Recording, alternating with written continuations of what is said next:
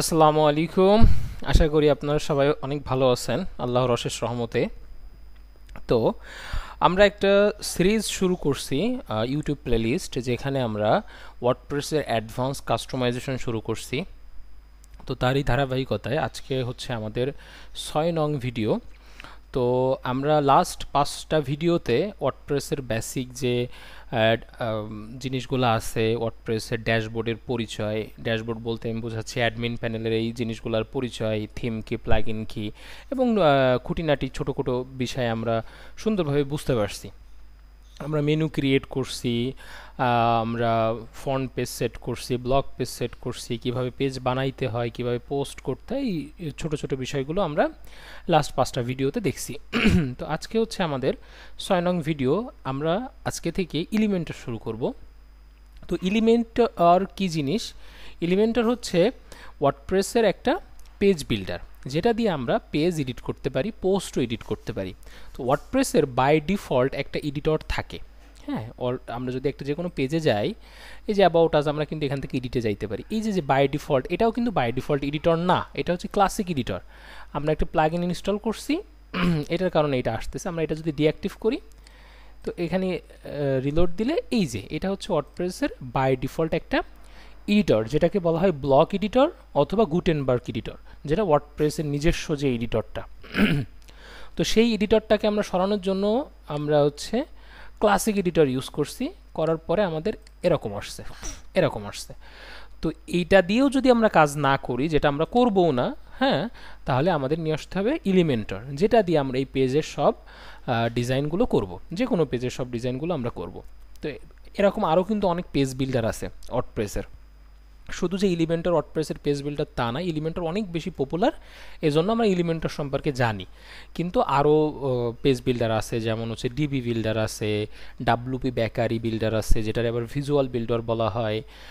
তারপরে আরও এরকম বিভিন্ন পেজ বিল্ডার আছে, আপনারা গুগলে যে সার্চ দিতে পারেন বেস্ট ওয়ার্ডপ্রেস পেজ বিল্ডার লিখে সার্চ দিলে আমরা পেয়ে যাব। এই যে এখানে দেখতেছি, আমরা এখানেই দেখতে পারতেছি এলিমেন্টর সবার প্রথমে, কারণ অনেক বেশি popular. Brave builder, DV, Vrijji, তারপরে সিটপড, হ্যাঁ, থ্রিভ আর্কিটেক্ট, অক্সিজেন, ভিজুয়াল কম্পোজার, অনেক পেজ বিল্ডার আমরা দেখতেছি।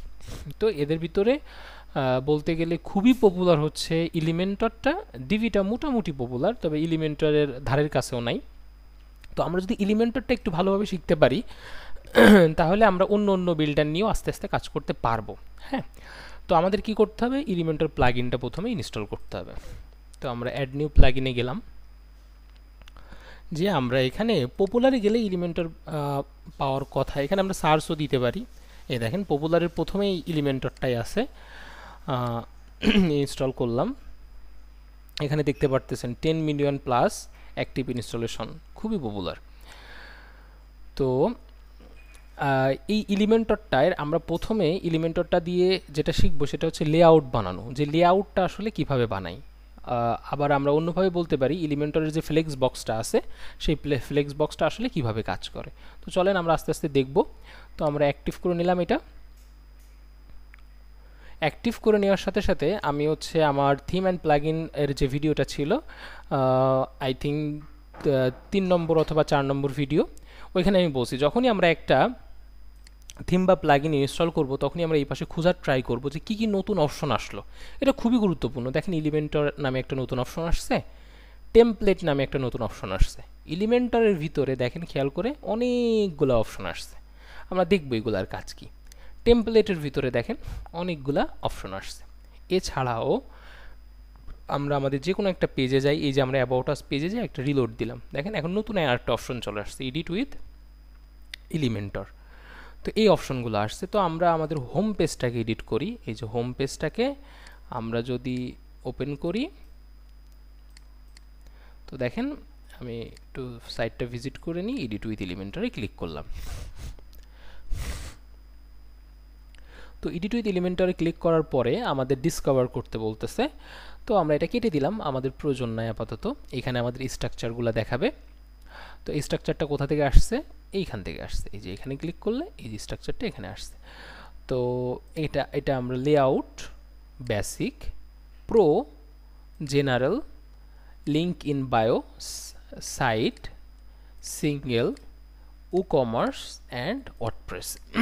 এই যে এই সেকশনগুলো এখানে আছে, তার ভিতরে আমরা দেখতেছি পুরোটা আমাদের প্রোতেই আছে, আপগ্রেড করতে হবে। মানে এলিমেন্টার একটা প্রো ভার্সন আছে, এলিমেন্টার আছে প্রিমিয়াম প্লাগইন, মানে ফ্রি ভার্সনও আছে, প্রিমিয়াম ভার্সনও আছে। তো আমাদের যদি প্রো ইউজ করতে হয় তাহলে আমাদের প্রিমিয়ামে যেতে হবে, সাইড ইউজ করতে গেলে, সিঙ্গেল, ই-কমার্স এগুলো ইউজ করতে গেলে আমাদের প্রো ভার্সনে যেতে হবে। তো আপাতত আমাদের প্রো ভার্সনের প্রয়োজন নাই, আমাদের ফ্রি ভার্সন দিয়ে আমরা অনেক কাজ করতে পারবো, বলতে গেলে অনেক কাজ করতে পারবো। তো আমাদের প্রথম কাজ হচ্ছে লেআউট বানানো, যেটা হচ্ছে আমরা কন্টেনার দিয়ে দেখব। কন্টেনারটা হচ্ছে বেসড অন সিএসএস ফ্লেক্সবক্স, সিএসএস ফ্লেক্সবক্স এর উপরে নির্ভর করে এই কন্টেনারটা চলে। এই কন্টেনারটা যদি আপনারা ভালোভাবে বুঝতে পারেন, যে কোনো কমপ্লেক্স লেআউট আপনারা বানিয়ে ফেলতে পারবেন। তো আমরা একটু দেখার চেষ্টা করি। দেখেন, মনে করেন যে এই বেসিকের ভিতরে এখানে হেডিং আছে, ইমেজ আছে, টেক্সট এডিটর, অনেক কিছু আছে। তো আমি একটা বাটন নিব, তো বাটনটা নিয়ে আমি এখানে ছেড়ে দিলাম। একটা জিনিস খেয়াল করে দেখেন, আমি জাস্ট বাটনটা নিছি, কিন্তু এই পাশে স্ট্রাকচারে দেখলে আপনারা বুঝতে পারবেন বাটনের উপরে কন্টেইনার নামে একটা অপশন খুলে গেছে। দেখেন কন্টেনারের ভিতরে বাটন, কিন্তু আমি কিন্তু কোনো কন্টেনার নেইনি, তারপরেও দেখেন কন্টেনারের ভিতরে বাটনটা চলে আসছে, আলাদাভাবে কিন্তু কিছু আসে নাই, যে শুধু বাটনটা যে আলাদাভাবে আসবে এইভাবে আসে নাই। তো এটা থেকে আমরা ক্লিয়ার হইতে পারলাম কি, যে আমরা যাই নিই না কেন, যদি আমরা এখান থেকে আলাদাভাবে যদি মনে করেন একটা আইকন নিয়ে এরকম টেনে ছেড়ে দিলাম, ঠিক আছে, তাহলে দেখেন এই কন্টেনারের ভিতরেই কিন্তু গেল, ঠিক আছে, এর ভিতরে কন্টেনারের ভিতরে গেল। কিন্তু যদি আমরা বাইরে ছাড়তাম, এখানে ছাড়তাম, দেখেন আমরা যদি বাইরে মনে করেন এইখানে আইকনটা এইখানে ছাড়লাম, তাহলে এটা দেখেন আরেকটা কন্টেনারের ভিতরে আইকন, মানে আলাদাভাবে নেওয়ার কোনো ওয়ে নাই, তাহলে একটা কন্টেনার লাগবেই। তো এই কন্টেনারের ভিতরে কি আছে আমরা যদি দেখতে চাই, তাহলে আমরা এই কন্টেনারে ক্লিক করতে পারি। দেখেন এখানে কন্টেনার অনেক অপশন আছে, অথবা এই উপরেরটাই ক্লিক করতে পারি, দুইটাই সেম, অনেক অপশন আছে। তো আমরা কিভাবে নিব, আমরা এটা কেটে দিলাম, এটা কেটে দিলাম, এই যে উপরের লেআউট থেকে একটা কন্টেনার আমরা নিজেরাই নিব। এই যে একটা কন্টেনার আমরা নিলাম, দেখেন কন্টেনারের ভিতরে কিছু নাই, ফাঁকা। তো এই কন্টেনার প্রথমত কি, লেআউটটা কিসে, ফ্লেক্সবক্সে, তো ফ্লেক্সবক্স থাক।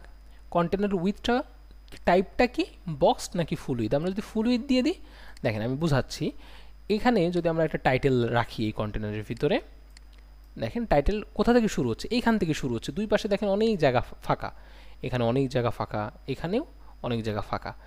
তো আমরা যদি এটাকে ডুপ্লিকেট করি, ডুপ্লিকেট করে আমি এটাকে পাশাপাশি করে দিলাম, এই যে পাশাপাশি, এখন আমরা বুঝতে পারবো দেখেন দুই পাশে অনেক জায়গা ফাঁকা। ওটা আমি কিভাবে করলাম একটু পরে আমি এক্সপ্লেন করব। তো অনেক জায়গা দেখেন ফাঁকা, এটারই বলতেছি আমরা বক্স লেআউট। কিন্তু যদি এই লেআউটটাকে আমরা ফুল উইথ করে দিই, তাহলে দেখেন পুরোটা স্ক্রিন জুড়ে এখান থেকে শুরু হয়েছে। আমি যদি আরও বাড়াই, এটা যদি আমি আরও বাড়াই, তাহলে আরও যাবে, দেখেন আরও এই পর্যন্ত চলে আসছে। তো এটাই হচ্ছে বক্স লেআউট আর ফুল উইথ লেআউটের ভিতরে পার্থক্য। তো এটা বুঝলাম আমরা। তো আমরা এই যে এই 6 ডটে ক্লিক করলেও আমরা কন্টেনারের অপশনগুলো এখানে পাবো, অথবা আমরা এই স্ট্রাকচারের এখান থেকেও আমরা দেখতে পারবো, এই যে একটা কন্টেনারের ভিতরে আমাদের অনেকগুলো হেডিং আছে। তো এটা হচ্ছে ব্যাপার। তো আমরা আবার দেখি, কন্টেনারটা আমরা নিলাম, এই কন্টেনারের ভিতরে আমরা কি করতে পারি, একটা বাটন নিতে পারি, এই যে বাটন আমরা নিলাম। সো এই বাটনটাকে আমরা এখানে ক্লিক করেও ডুপ্লিকেট করতে পারি, এরকম এরকম ডুপ্লিকেট করতে পারি, অথবা এখানে ক্লিক করেও আমরা ডুপ্লিকেট করতে পারি। তো আমরা ধরবো কোথায়, এই কন্টেনারকে ধরবো। আমরা সব সেটিং দেখবো আজকে কন্টেনারের। তো দেখেন বক্সের, আমরা তো বক্স আর ফুল উইথটা বুঝলাম। এখন হচ্ছে আমাদের এই যে উইথ, বাই ডিফল্ট উইথ কত, 1140, এই পুরো কন্টেনারটার উইথ হচ্ছে 1140। এখন আমি কি করি, এটার উইথ আমি লাইক 300 করে দিলাম। দেখেন এটার উইথটা কিন্তু 300 হয়ে গেছে, জাস্ট এতটুকু উইথ হয়ে গেছে, বুঝতে পারছেন? তো এইটা আমাদের বাই ডিফল্ট যেটা থাকে সেটা হচ্ছে 1140। আপনার যে লেআউটটা আপনি বানাবেন, যে সেটার উইথ যদি 1400 হয়, তাহলে আপনি এরকম এখানে 1400 করে দিতে পারবেন। দেখেন এখন উইথটা একটু বেড়ে গেছে, একটু এই কর্নার থেকে শুরু হচ্ছে, আগে কিন্তু এখান থেকে শুরু হচ্ছিল। তো এটাই হচ্ছে আমাদের উইথ। তো আমাদের বাই ডিফল্ট যেটা ছিল 1140, ওইটাই থাকবে। মিন হাইট মানে মিনিমাম কতটুকু হাইট হবে এটার। তো মিনিমাম হাইট আপনি দিয়ে দিতে পারেন, যারা সিএসএস বোঝেন তাদের জন্য এটা কোনো ব্যাপার না।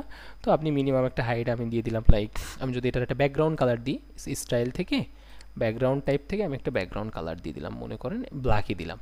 তো এখন যদি আমি মিনিমাম হাইট দিই তাহলে আপনারা বুঝতে পারবেন, দেখেন মিনিমাম হাইট আমি বাড়াচ্ছি, তার মানে এই কন্টেনারের মিনিমাম একটা হাইট আমি দিয়ে রাখলাম লাইক 722, দেখেন এরকম হলো।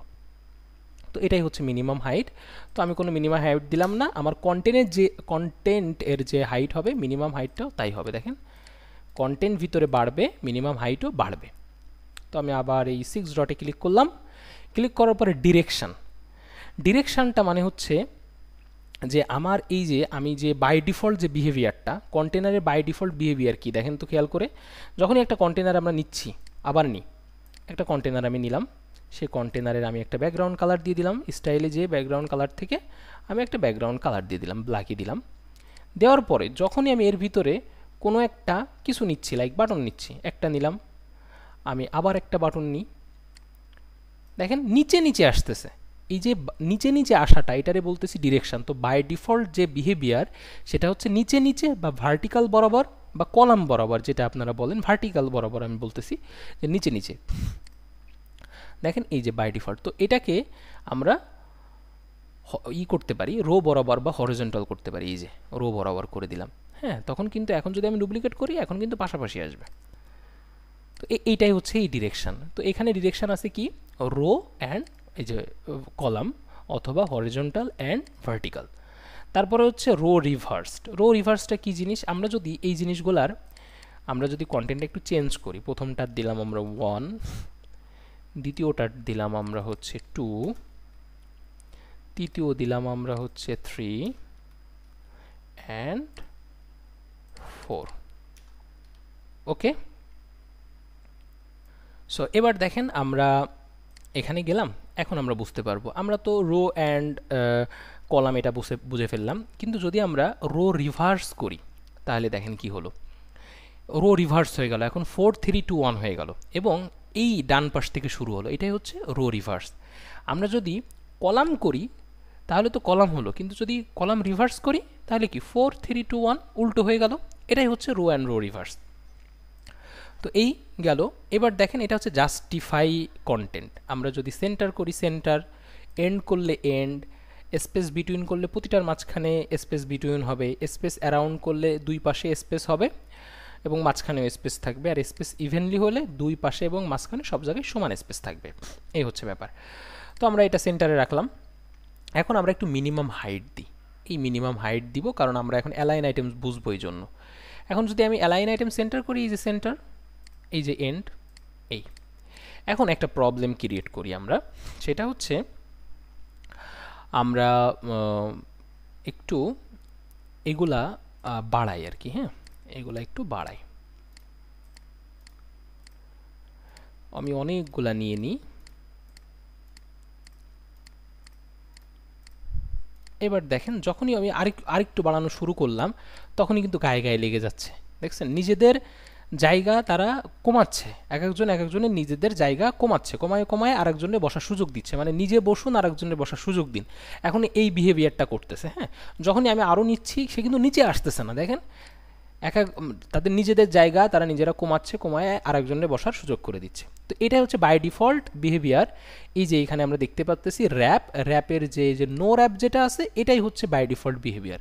যদি আমরা র্যাপ করে দিই তাহলে দেখেন যখনই তার নিজে জায়গা নিয়ে আর জায়গা থাকবে না তখনই পরেরটাকে নিচে পাঠিয়ে দিবে। কিন্তু এখানে একটা প্রবলেম হয়ে গেল, আমরা তো বলছিলাম এখানে দেখেন আমরা সেন্টার করছি কিন্তু মাঝখানে একটা গ্যাপ থেকে গেছে অনেক। তো এইটাকে সলভ করার জন্য আমাদের অ্যালাইন কন্টেন্টটা কাজে আসে। এখন যদি আমরা অ্যালাইন কন্টেন্টকে মিডিল করি সবাই মিডিলে চলে আসবে। তো এইটা অ্যালাইন আইটেমস মানে হচ্ছে যখন অল্প কিছু আইটেম থাকবে এবং নো র্যাপ থাকবে তখন ওইটা খুব সুন্দরভাবে কাজ করবে, কিন্তু যখন ডাবল আইটেম চলে আসবে এবং র্যাপ আসবে তখন আমাদের কাজ করতে হবে অ্যালাইন কন্টেন্ট দিয়ে, যে সবগুলা কন্টেন্টে তখন আমরা কন্ট্রোল করতে পারবো।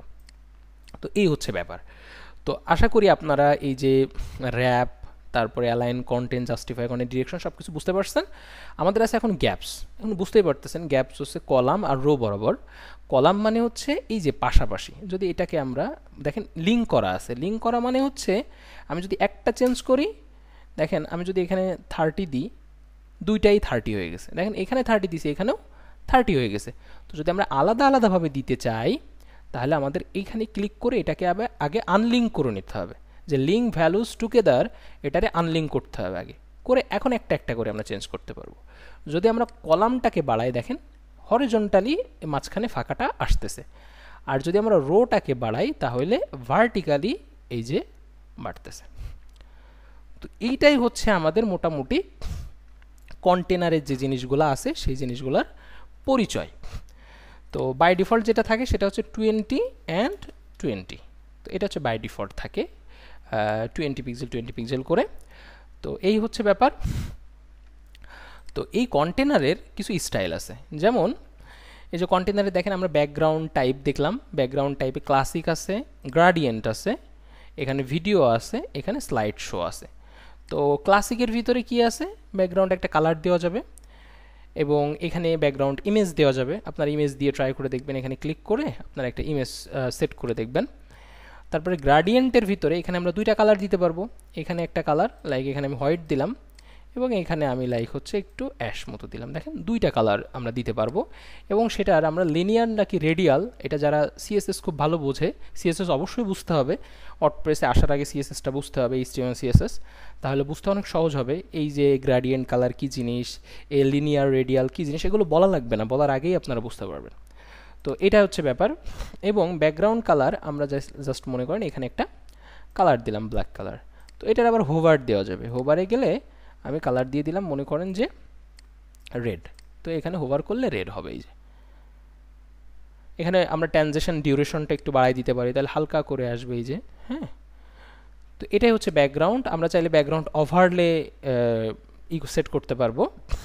হ্যাঁ, তারপরে আমরা বর্ডার দিতে পারবো এবং আমরা শেপ ডিভাইডার দিতে পারবো। বর্ডার তো আপনারা বুঝতেই পারবেন। তো ব্যাকগ্রাউন্ড ওভারলে এটা হচ্ছে ওর উপরে আরেকটা লেয়ার দেয়া। তো আমাদের ভিডিও অনেক বড় হয়ে যাচ্ছে, তো আমি নেক্সট ক্লাসে ট্রাই করব এই বর্ডার শেপ ডিভাইডার কী জিনিস এবং এই অ্যাডভান্সের কিছু জিনিসপত্র আমরা পুরোটাই কভার করতে। আপাতত আপনারা কন্টেনারের যে সেটিংগুলো আছে এই সেটিংগুলো অনেক সুন্দরভাবে প্র্যাকটিস করেন এবং এর ভিতরে বিভিন্ন এলিমেন্ট নিয়ে নিয়ে বসানোর ট্রাই করেন এবং সেগুলাকে এডিট করার চেষ্টা করেন, তাহলে আপনারা কন্টেনারে একটা ভালো ধারণা পাবেন।